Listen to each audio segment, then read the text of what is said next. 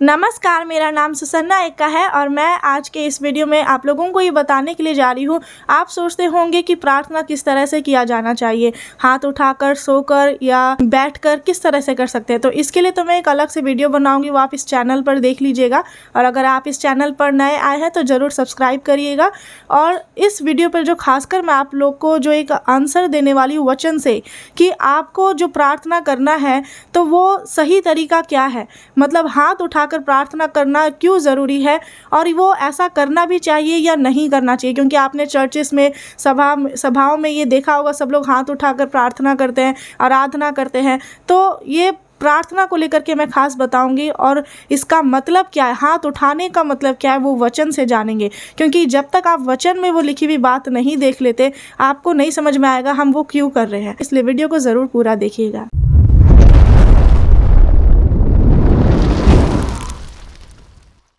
निर्गमन 17 अध्याय उसका 11 आयत से मैं आप लोगों को बताने के लिए जा रही हूँ। और इसमें क्या हुआ था, अमालेकी और इजरायली लोग आपस में लड़ने लगे। और यहाँ पर लिखा हुआ है, मूसा की इस आज्ञा के अनुसार यहोशू अमालेकियों से लड़ने लगा और मूसा, हारून और हूर पहाड़ी की चोटी पर चढ़ गए।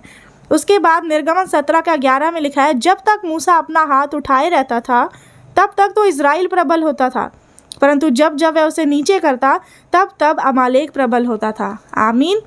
तो इस वचन के अनुसार आपको ये जान लेना चाहिए कि जिस तरह मूसा जब वो पहाड़ की चोटी पर चढ़ गए थे और हाथ उठा करके रखते थे, तब क्या होता था, इजरायली जीतते थे। लेकिन जैसे ही वो हाथ नीचे करते थे तो अमालेक जीतते थे, वो प्रबल होते थे इजरायलियों के ऊपर। यहाँ पर एक बहुत बड़ा पॉइंट है जो आपको समझना चाहिए कि इसी तरह जब आप भी परमेश्वर की उपस्थिति में जाए और प्रार्थना करें तो उसके लिए सिर्फ कई लोग ऐसे प्रार्थना करते हैं कि बस इस तरह से हाथ जोड़कर, लेकिन क्या ये सही तरीका है या हाथों को उठाकर प्रार्थना करना? तो इसीलिए तरीका कई है, लेकिन इसमें जो वचन से हमें जानना है कि हमें कैसे करना है कि हमारी प्रार्थनाओं का उत्तर परमेश्वर देंगे, परमेश्वर हमसे बात करेंगे और हमारी परिस्थितियां बदलेंगी। तो इसलिए आपको अपने हाथों को इस तरह उठाना है और परमेश्वर से प्रार्थना करना है, सच्चाई से, आत्मा से, पूरे शक्ति से उनको पुकारना है। जीतने का तरीका यहाँ पर परमेश्वर बता रहे हैं कि आपको हाथों को उठा के रखना है। तो इसीलिए आलसीपन हमें नहीं करना है। कई लोग प्रार्थना में भी सो जाते हैं, इतना ज़्यादा नींद आता है, लेकिन हमारे अंदर से आलसीपन को दूर करना है। शैतान उसी वक्त इसलिए ज़्यादा नींद डालता है क्योंकि उसे पता है कि अगर हम सही तरीके से परमेश्वर से प्रार्थना करेंगे तो हमारे बंद दरवाजे खुल जाएंगे, हमारे ऊपर जो मुसीबतों का पहाड़ है वो टल जाएगा। इसीलिए आपको ये ध्यान रखना है, प्रार्थना करते समय इन बातों को ध्यान रखें। और इसी में इसके आगे जब हम पढ़ेंगे, जैसे मूसा हाथ उठा के रखते थे, तो जब मूसा के हाथ भर गए तब उन्होंने एक पत्थर लेकर मूसा के नीचे रख दिया और वह उस पर बैठ गया और हारून और हूर एक एक अलंग में उसके हाथों को संभाले रहे। मतलब मूसा का हाथ कौन पकड़ के रखे थे? हारून और हूर, ये दोनों हाथ पकड़ के रखे थे कि मूसा का हाथ ऊपर ही रहे, ऐसे हाथ उठा करके, और इजरायली जीत जाए। और इसीलिए निर्गमन 17 का 13 आयत में लिखा हुआ है, यहोशू ने अनुचरों समेत अमालेकियों को तलवार के बल से हरा दिया। आमीन, हालेलुया। तो इस वचन से आपको पता चल गया है कि यहाँ पर इजरायली जीत गए। और वैसे भी परमेश्वर के लोग कभी हारेंगे नहीं, शैतान हारा हुआ है। तो इसलिए हमें, जब हम गलत तरीके से प्रार्थना करेंगे, हमारा तरीका ही से नहीं होगा, तो हम तो हार ही जाएंगे। तो हमें परमेश्वर क्या कहते हैं? I am winner. ऐसे आपको बोलना है कि हम विनर हैं, हम विजेता हैं, परमेश्वर ने हमें जीत दिलाई है। और इसीलिए आज आपके जीवन में जो भी युद्ध है वो आप जीतेंगे यीशु मसीह के नाम में। आमीन।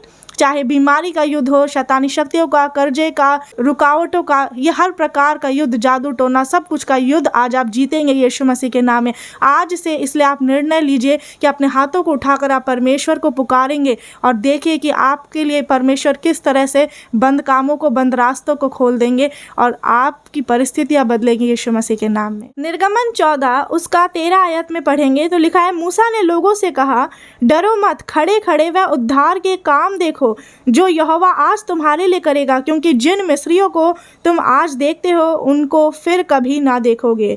यहोवा आप ही तुम्हारे लिए लड़ेगा, इसलिए तुम चुपचाप रहो। आमीन। जब यहाँ पर लाल समुद्र को मूसा ने 2 भाग कर दिया था, तो उससे पहले क्या हुआ था, मूसा ने किस तरह वो किया, तो अचानक तो नहीं हो गया था कि सिर्फ बोल दिया और हो गया, बल्कि जब वहाँ पर लोग जो उनके साथ थे, मूसा के साथ कुछ इजराइली, तो वो लोग सोचने लगे, घबरा गए, डर गए, और इसीलिए मूसा उनको कह रहे कि डरो मत, चुपचाप रहो, क्योंकि ये युद्ध परमेश्वर का है। यहोवा आप हमारे लिए लड़ेंगे, वो खुद ही लड़ेंगे और रास्ता निकालेंगे। तो हो सकता है आप भी परेशान होंगे, मुझे तो नौकरी नहीं लग रही, मेरे बच्चे नहीं हो रहे, मेरी शादी नहीं हो रही, आगे इतनी सारी रुकावटें हैं, तो फिर मैं कैसे आगे बढ़ूँ।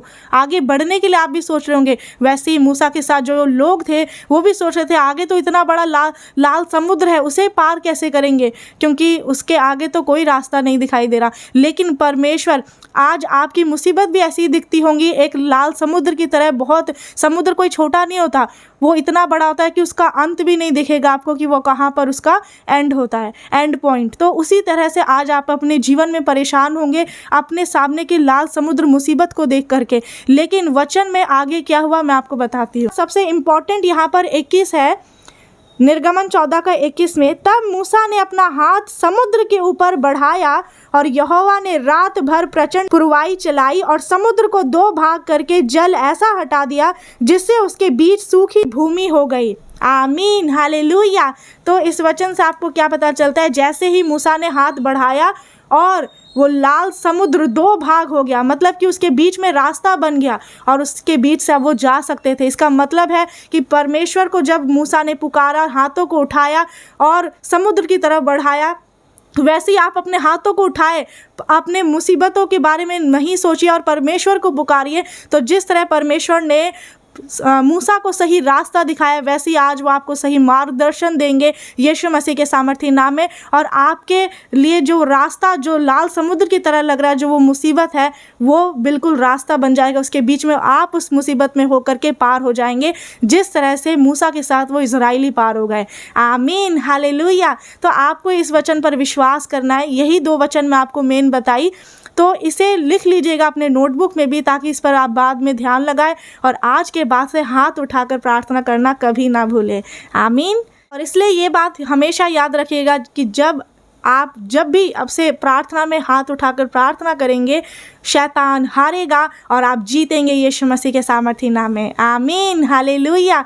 और चाहे आप सोच रहे होंगे, जैसे आप इंटरव्यू के लिए जाते हैं, एग्ज़ाम देने जाते हैं, हाथ उठाकर प्रार्थना करके जाइए, देखिए कि आप सफल होंगे नहीं होंगे, आपको विश्वास करना है। और आज के बाद से ये वचन आपके जीवन में पूरा होगा यीशु मसीह के नाम में। और अब आप मुझे कमेंट करके बताइए कि क्या अब तक आप इस तरह प्रार्थना करते थे अपने हाथों को उठाकर, और अगर करते थे तो अच्छी बात है, नहीं करते तो कमेंट करके बताइएगा और अब से ये करना शुरू करें। इस वीडियो को और लोगों तक शेयर कर दीजिए। कोई भी बात अगर आपको पूछना है कमेंट सेक्शन में पूछ सकते हैं। परमेश्वर आप सभी को बहुत बहुत आशीष दे।